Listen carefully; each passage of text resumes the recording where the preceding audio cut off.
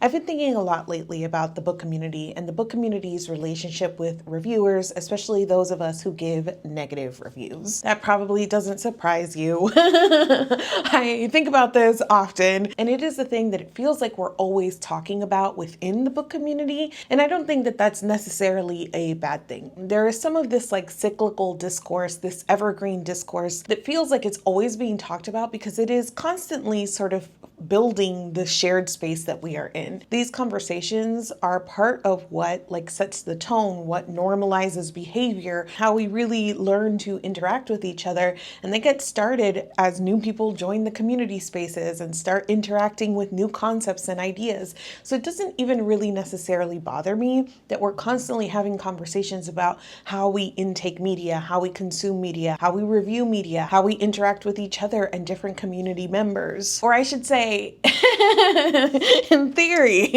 it doesn't bother me that we're having these conversations. But I think sometimes in practice, because of the framing or the tone of the conversation, it can get really wearing. And I think I had a moment of realizing how wearing exactly when I went back, I looked at the very beginning of this channel, and the first videos on this channel are like a booktube newbie tag, a 2-star review of Red Queen because it was getting a lot of hype and I had read it recently and I didn't like it. And then immediately following a video defending my decision to give a negative review and talking about why I give negative reviews and why they were important. I feel like when I first joined booktube, especially when you think about the gateway into booktube 10 years ago, which there's always a door that you enter into with an online community, and that's where you see the things that are the most popular, the things that are trending. And so the gateway that I entered in with booktube, I felt was not generally giving negative reviews. And not only not giving them, but there was a sort of attitude against them and backlash against them. There was some discourse sparked around this time that is very similar to what you might see nowadays in terms of keeping it positive and books being an author's life and blood and sweat and tears and that kind of thing. It took me some digging and some work to find the corner of booktube that was also giving reviews in the style that I appreciated and I wanted to see, to find people who were more critical, who were engaging a little more deeply with their medium. And I do think that as I spent more time and more years on booktube, we did start to see that pendulum swing to a place where negative reviews really started to kind of become part of the content that was on here, even to the point where roast reviews and roast channels, that kind of content became more common here on booktube. And now I think even more years on, we're kind of swinging back the other way. Generally, again, as a book community, it feels like we're headed back towards those thoughts and feelings about negative reviews. And I've been saying negative here kind of as a stand-in of how everybody talks about it. And I would say that this includes expressing any kind of negative feelings about a work, whether that is in a roast review or a critical review or whatever else you might want to call it. So any review that includes not enjoying a book or having a negative opinion about a book, I feel like we're moving back towards that place where there is a general pushback against negative reviews, and that the general attitude about negative reviews is a negative one. That there is a bad feeling about people who get online and share their honest opinions about a work if those opinions happen to be negative. I've said this to friends as rounds and rounds of discourse about negative reviews and who can give them and who can engage with them and what they are, that keeps happening.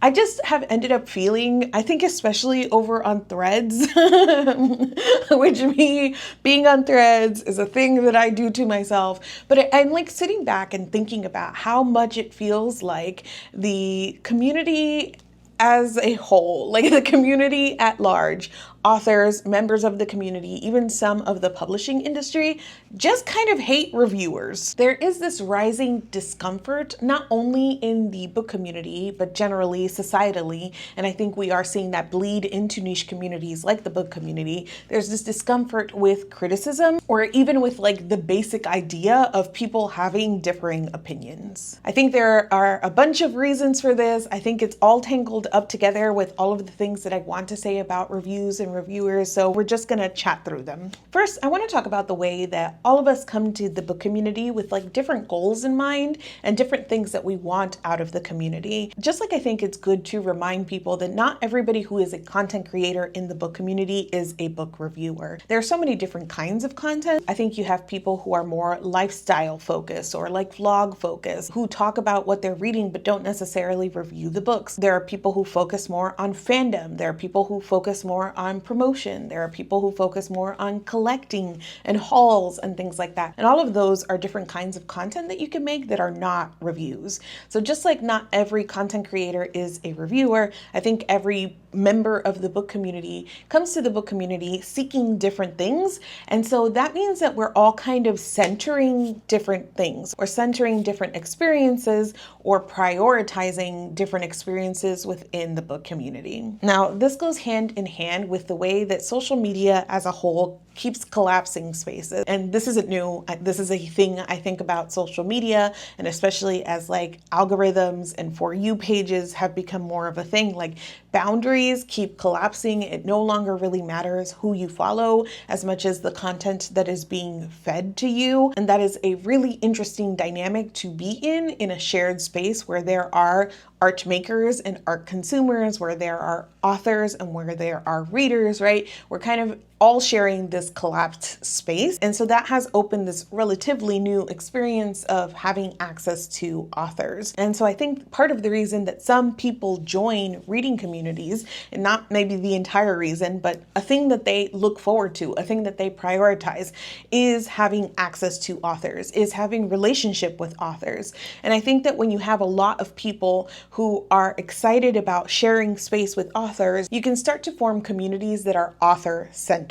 And so when you have reading communities that are oriented around authors or centered around authors, that really changes the experience of reviews, the expectations of reviews, the way that reviews are viewed and consumed. I've seen this always, but perhaps increasingly in my anecdotal experience about like the pushback against negative reviews always is centering the author. What about the author's feelings? What the author put blood, sweat, and tears into that. The author is in the space. The author's emotion. The author is prioritized in either a reading space or a shared space. I don't think that it's necessarily bad to want like interaction with authors to be part of your experience of the book community. It is something that I never think about, which is not me like hating on the idea or like being above it in any way, because some of the best friendships that I've made are with authors because I've been in shared reading spaces, and I host BookNet Fest every year, and we invite readers and reviewers and industry professionals and writers and authors because they are absolutely such a key and vital part of this ecosystem. Without authors, there are no books to read. But it has never crossed my mind that like a thing that I came to any specific reading community for was to get close to an author or to access an author or to try to become friends with an author or anything like that. And so it always catches me off guard when, as a result of wanting those things, which again are not necessarily bad, we start to see authors being centered and prioritized in spaces. And when the author starts to be centered and prioritized in these shared spaces, I think that the author can start to get conflated with the text. And so when you're talking about the text, especially in a negative way, what people are hearing is that you're attacking the author. And so the author as a person and the text as a work start to blend together. And when they blend together, the review itself starts to be treated as sort of like morally reprehensible. I hope that I'm being clear here that I'm not at all saying that authors don't belong in reading spaces and shared spaces, or that I think it's bad that readers want to connect with authors and that being sort of like a draw to the reading community. I do think that for me personally, like the ideal reading space is where everybody has their roles that are very important, but we all kind of coexist as being equally important. Because sure, there is no reading community without authors to write books, but there is also no reading community without readers to read them. Which kind of leads me into talking about this thing that always comes up when we're talking about shared spaces and authors responding to reviews or readers tagging authors in reviews, is this idea of a reader space versus an author space. So number two, I want to talk about what reader spaces means, because I think a lot of people take it out of context or twist the meaning, especially in order to attack reviewers or negative reviews. There are some spaces that I think are a little more clearly reader spaces, but still sort of in the gray area. To me, Goodreads is primarily a reader space. Authors are on there, but I think the purpose of Goodreads is so clearly more for readers, and because it is a home for reviews, right? That is a clearer example of something that is a reader space. I don't think like TikTok, Instagram, Threads can be seriously called reader spaces. They are social media spaces, so they are shared spaces. And so people take the fact that they are shared spaces in order to be like, well, this is a shared space, so there are no reader spaces within the shared space. I kind of want to slow down here for like point 2A to talk about why reviews are important, or why these like boundaries are important, because a lot of times when we're talking about this and when this idea of reader spaces comes up, I think that people tend to frame it as if this is a reading community invention. Like if book reviewers were the ones who came up with this idea of there being boundaries and separation between the artists and the interpretation of their art. The space to consume and interpret art, to me, is not really optional in art. It's not really optional in media. It is so necessary to like the entire concept of art and storytelling and media and communication that there needs to be like the reception piece of this, and that there needs to be the space to interpret. The meaning of the work is not sort of delivered from the creator's head into my head directly. The meaning of the work for me is created with my interaction with the work. And so reader spaces exist, those boundaries exist, so that we can complete the kind of process or the work of creating meaning, of creating interpretation, free from the influence of the creator of the art. Because the dynamic necessarily changes when the creator of the art is in the room with you, when there is a power imbalance there that I think, again, people hear about the power imbalance between the author and the readers, and they think immediately platform and platform size, but there is a perceived power imbalance. There is a perceived authority in the creator of the work versus the person interpreting it. And so in order to exist in a community that is interpreting art, it needs to be separated from that perceived authority. It needs to be separated from that influence. It needs to be separated from what even could become like intimidation, and maybe not even like nefariously, but just the stifling of honesty and honest conversations about the work that maybe you wouldn't have if the author was looming over your space to do those things. I think we are making reading spaces worse when we are in any way sort of advocating for the collapsing of those boundaries and for like stunting that meaning making process, when we are stunting the interpretation, when we are stunting the conversation between the people who have consumed the art, and again, centering the person who made the art. So when you are in a shared space and you hear somebody talking about a reader space, how does that work then? And to me, this idea of a reader space is really contextual. It's about context. So if we are on Threads and I post a review of a book, that review itself on my platform and the comments therein, that is a reader space in relation to the author of that work. Threads as a whole is not a reader space, and I understand that algorithms make this all incredibly like murky and difficult, but my posting about that book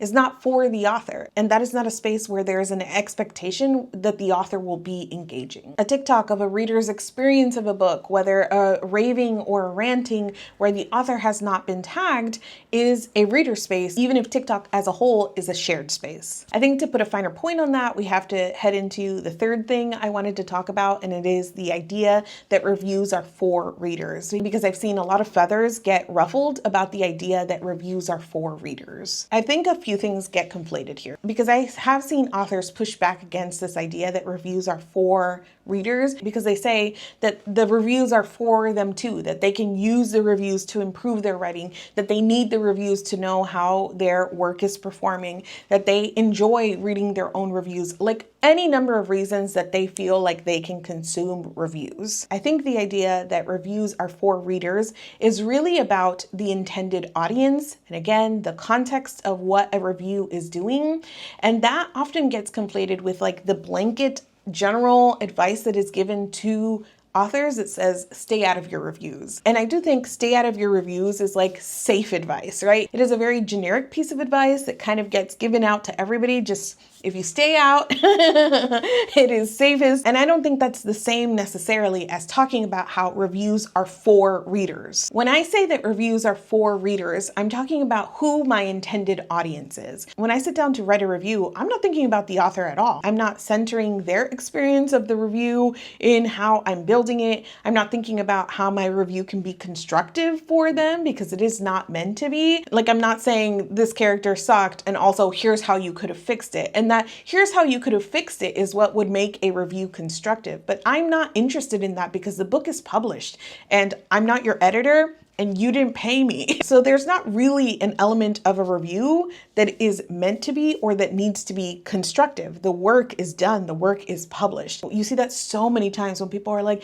it's not that I hate negative reviews, it's just they need to be constructive. They truly do not need to be constructive. Again, this is not for the author. They are not the intended audience. And I'm reviewing something that is already out, that is already completed. I don't need to tell you how to fix the thing that you've already finished that I've spent time and money on. The purpose of a review is to have a conversation with readers, with my community. And that can be just pure reaction, how I felt when I read this. That can be interpretation, what I think this meant. That can be deeper engagement with the text, what I thought of the elements that made up the book. All of those things are legitimate parts of review. Now, when I hear authors talk about how reviews should be for them because it can help them, this is the thing about reviews that is true kind of universally, whether you're an author or a reader, is that a review is most useful in context, right? A random review that you have no context of, that you don't know the person, is probably best in aggregate. When you have maybe an average star rating or when you have an aggregated thing, like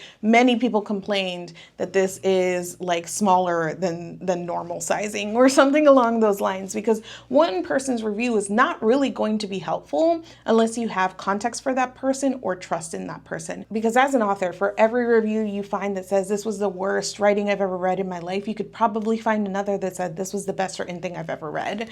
And so what do you do there? You're receiving contradictory information, because reviews at the end of the day are opinions. You're gonna be able to find a different opinion in almost every direction. So unless you're using things in aggregate or you have a relationship or context for the reviewer, that's actually not going to be incredibly helpful for you. And again, those reviews are not written with you in mind, and they're not written to be constructive. So it's like tick, tick, tick, multiple reasons why a review in and of itself is probably not as helpful as you think it could be. And like I said, the same is true like on the reader side. The reason that people continue to come back to my reviews, like some people look at them and they're like, I don't like her. I hate her stupid face. I hate her giggle. I don't agree with her opinions, whatever it might be. And they self-select out. But people return to my reviews because they have an understanding of my taste. I have a lot of people who watch me who always say, we don't align on taste, but I know that you are harsher than me, or you have the opposite taste of me. If you give it 1 star, I give it 5 stars, or vice versa. So they have context for who I am and my taste, and so that makes the information that I am giving them valuable to them. Or even if somebody's finding me for the first time, they might find my review useful because I've given context to my opinions. And so when I say, look at this line, I thought it was stupid, you might read that line and go, I think that's beautiful. And so now you've got a data point there with context. So I don't know, authors, you can read reviews, you can do whatever you want, but that doesn't change the fact that the intended audience for a review is not you as the author. And that leads me to the next point I wanted to talk about, and that is how this idea of something being not for you is getting more difficult for people to really understand and internalize and accept because of, I think, algorithmic brain rot. I think that there is a way that a For You page and an algorithm has like trained us to believe that everything we see has been hand delivered to us, and so that means it is for us. I think you can see this evidenced in like the bean soup of it all, where if you see something that doesn't apply to you, there's this like lost and confused and dazed feeling in comment sections that are like, but what about me? What if this like specific thing doesn't apply to me, but I have seen it, but it doesn't apply to me. And we're starting to lose the idea and the concept of like intended audience and something not being for you. And that is, I think, particularly wild to me within reading spaces, because being able to determine the intended audience and who is being spoken to and who is being spoken about, that is such a basic element of media literacy. We saw this kind of play out recently in the Elise Myers situation over on Threads, where Elise saw on her algorithm someone who had posted without tagging Elise, just saying, I'm reading her book, it's not really working for me. Anybody else had this experience? And Elise responded because it had been shown to her by her algorithm. And her response, as gracious as most people thought that it was in terms of saying, sorry, it's not for you, feel free to return it, it is what it is, it's still engaging with something that wasn't for her, but that she felt entitled to respond to because it was fed to her. And more than just Elise in the situation, who was kind of like, oops, I didn't know, I wasn't supposed to respond to this or whatnot, even though at that point had mobilized her very big following, it was all of the conversation afterwards, in defense of Elise, where people were like, well, she saw it. This is a public platform. So even though you didn't tag her, this is a public platform. And if I see it, then it's for me.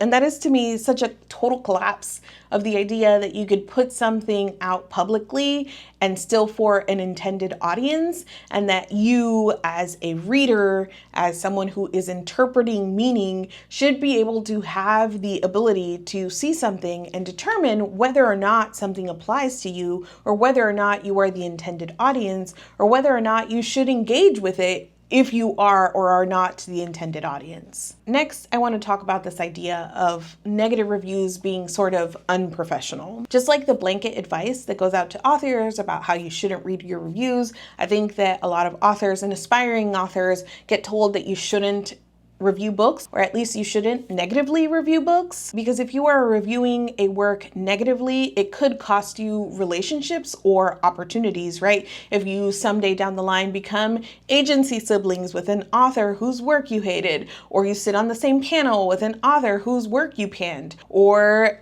you might need a blurb from somebody down the line and you gave their book a 1 star. That could cause friction, and it could cause you relationships and opportunities. I think content creators are told the same things when they're wanting to create more industry relationships. And this is something that I've thought a lot about and I've heard rumblings about as Bindery has launched, because Bindery is essentially taking content creators and putting them in the industry. And specifically because of the platform that they have built as reviewers and content creators, right? They're saying, this is the thing that you have done, we're putting you in the industry. And so now there becomes that disconnect of the reason you have the platform in the first place and the work that you now want to do within the industry. I think that there is validity to this advice, to be honest with you, just like there is validity to just saying, well, just don't read your reviews, so that way you will not be tempted to engage with them in a way that is going to hurt you in the long run.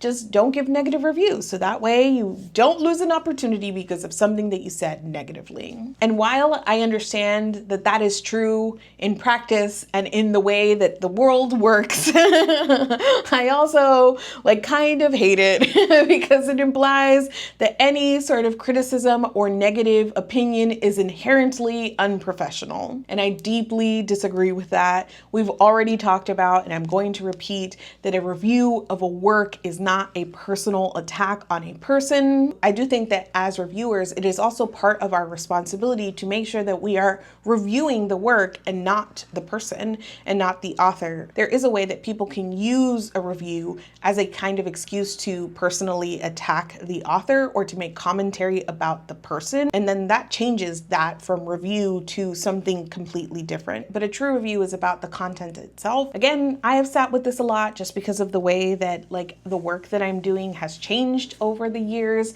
And I just keep coming back to the place where I am primarily a reviewer, and this is the way that I want to interact with my community. And this is the work that I truly think is important for me, not in a way where I'm the world needs my reviews or anything like that, but it is something that I'm passionate about, is spreading the gospel of mindful consumption of media, of the importance and the joy of critical consumption. That is where I started. That's how I built all of my platforms, and that's that's the thing that I want to keep doing. And I personally want to navigate the space where I can continue to do that and still open other industry doors and sort of practice what I preach in terms of like, you can review work and also be considered professional and comport yourself professionally and have professional opportunities. And I also had to be okay with the idea that not everybody would agree and that I probably would lose opportunities because of the style or tone of my content,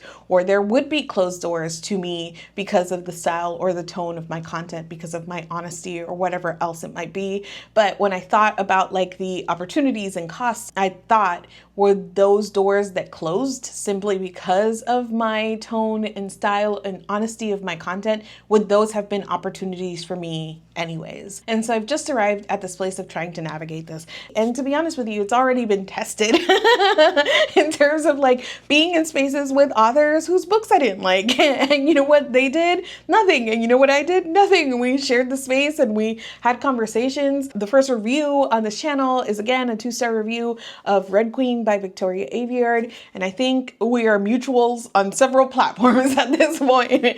And Imaginarium earlier this summer, I hosted a panel and Thea Guanzin was on it. And I did not enjoy the Hurricane Wars. And on that panel, when Thea saw me, she came up to me, she gave me a big hug and she said, "I'm so excited to be on this panel with you." I don't know whether she has no context for the fact that I didn't enjoy her work, or she knew and we still could be professionals and sit on that panel. But either way, it happened and we had lovely interaction and she was hilarious on that panel and it was a joy to host her. And so I don't know, I'm going to continue to try and navigate the space where both things can be true, where I can be a critical reviewer and still be considered professional. Okay, I don't know what point we're up to now. I think this many. The other thing that I wanted to address, and I get this a lot whenever I do engage and I'm starting to like, write my little threads or write my little responses about these things, is people think that they're really doing something where they're like, well, if authors can't respond to their negative reviews, why do you respond to your negative comments? And I honestly don't know ever in the moment if people are making this argument like in good faith, like they truly don't see how those things are different, or if they think that I don't know the difference between those two things. So they're going to trap me with this idea that it is the same for an author who is not tagged in a review to go into some reader space to reply to that review, that is the same as me replying somebody who spoke directly to me in my comment section. Like if you're leaving a comment on my video, you are talking to me. I don't know what phenomenon. This has also been a TikTok thing for me where I realize more and more that when people are in my comments, they're like talking to me, like either in the third person or like they'll be surprised if I respond. Like the comment section has become divorced a little bit from the content creator, but it's my comment section. You're literally talking to me if you're coming over here. And so like me replying to the thing that you said on my platform to me where I got the notification is not the same as an author happening across or seeking out negative reviews of their work and deciding to engage. I think that there is a hazier line also between like the content that I make. Like I don't have a book that exists separate from me like an author has. Like the content that you are seeing is me. You are consuming me. And so I think it's really funny that people think that it is a review of my content to come into my comment section and just tell me that you hate my stupid face. And I guess the final thing that I want to say, and like the thing that I've been truly thinking about as I'm watching this pendulum swing back the other way in terms of the attitude towards reviewers and negative reviews specifically, is about how this is all tied to fascism. Not to be your too woke friend on this, but necessarily a rise in fascism is going to affect things like media and the way that we talk about media. And I don't mean this to say that people who are engaging in these arguments or who find their attitudes shifting about criticism, about reviewers, or anything along those lines, like those people are fascists. But I do think that like fascist logic or patterns or like the environment or the circumstances that were needed in order to make it it possible that fascist ideas were taking root and growing? Like, those things are definitely seeping into social media spaces and comment sections and how we talk about media and how we disagree with each other. And we've seen downward trends in like media literacy. Like, all of those things to me are very interconnected. Things like hyper moralization, right? The need to moralize everything. The fact that we have lost the art of hating. Like, nobody can just be a hater anymore. Be like, I hated that thing and like move on. That there is that need to moralize and to talk about why not only did I not like it, but it's actually bad. And you are bad if you like it, or you are bad if you disagree with me. That kind of thing. Anti-intellectualism and the idea of treating any sort of disagreement as hostility. All of those things are going to affect the way that we engage with each other, but they're also going to extra affect the way that we engage with and talk about media. All of that contributes to this feeling that I have that negative reviews are becoming more and more fraught, that book communities are increasingly becoming places of like toxic positivity. And I had all of this bouncing around in my head and wanted to just chat with you all about it. And if I could leave you with one thing, it is that reminder of how important conversation and interpretation and meaning making, how important all of that is to art and to books. And I say this all the time about my content because the general attitude about criticism or being negative in any way is that it must mean that you don't like the thing, right? Like, do you enjoy reading anything? That's a thing that has been evergreen in all of my time making things. And I always wish like I could grab for you how much I love reading and how deeply I love stories and how much I love engaging with stories and like share it with you. And that is not lessened by the fact that I enjoy critically engaging with it. Like, that engagement comes from a place of love, that you don't spend so much time thinking about and picking apart books and thinking about what worked or what didn't work and not love stories. At least that's not the place that I'm coming from. The way that I know to respect a book most and the way that I know to like love stories the most is to give them time and to give them thought and to give them energy. And that's not me saying that I like write a thesis about every book I read. I also engage with media at different levels, right? There's stuff that I put on in the background. There's stuff that I read and at the end I go, I don't have a single other thought about that. It happens, but generally, I think that it's so important. It is only becoming more and more important as we like lose the basics of media literacy and disagreeing with each other and reviews our opinions and negative reviews and critical engagement with art is super important. It is critical that we challenge the ideas that we have about negative reviews being hostile or being unprofessional or being anything other than a group of consumers, a group of readers, a group of art experiencers having conversations with each other. Now, can they cross the line? Absolutely. Don't tag authors in negative reviews. As I said, reviews should be about the work and not about the person. And not every review or review style has to be something that you personally enjoy. You are not obligated to listen to somebody that you think maybe doesn't give enough reasoning or just says, I hate this and moves on. That is a valid way for them to interact with that. But that doesn't mean that you have to interact with that content. I think that's everything I wanted to say about this. I really wanted to get that off my chest because I feel like more and more I'm just feeling that like the community hates reviewers actually. But that is probably just the tip of the iceberg or the opening of the conversation. If you have thoughts about any of the many things that I've mentioned in this video, let's chat down in the comments. Keep it cute, keep it respectful. Thank you so much for watching this video and I will see you guys soon.